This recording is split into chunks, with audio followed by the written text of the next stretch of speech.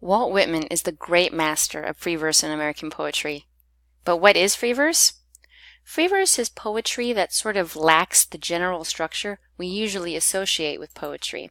Free verse does not have regular patterns of rhyme, and it does not have regular patterns of meter.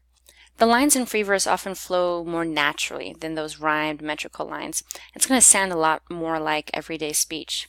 However, we can use certain poetic devices to create rhythm. What am I talking about? Well, one technique that we can use is something called cataloging. Cataloging is when you make frequent lists of people, things, and attributes. For example, the shoemaker singing as he sits on the bench, the hatter singing as he stands. What we're doing is we're listing different people and listing out the different things that they are doing. Even though this poem doesn't rhyme, and even though it doesn't have regular meter or beat, there's still a sort of rhythm associated.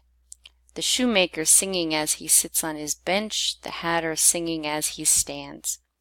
Another way that we can create rhythm is through the use of repetition.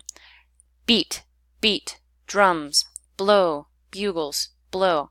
Again, we don't have a regular pattern of rhyme, and we don't have meter, but we do have rhythm that's happening in this line.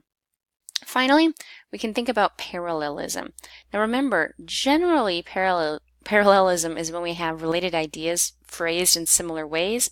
What you're doing is you're going to kind of repeat a grammatical structure. Born here of parents, born here from parents, the same, and their parents the same. So we have a repetition of a particular grammatical structure, and this helps to create rhythm even though we don't have rhyme and we don't have meter. Take a look here. Going to school, I dress quickly, eat in a rush, run for the bus.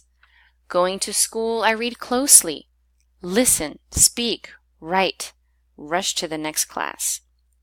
Well, first off, can you find any examples of cataloging? The list of actions is an example of cataloging, all the different things that the person needs to do. Can you find significant repetition? The repeated phrase, going to school, displays repetition. And finally, what is the parallelism like in this poem? The repetition of this structure, I plus a verb plus an adverb, I dress quickly, I read closely, relays parallelism. Have you got it?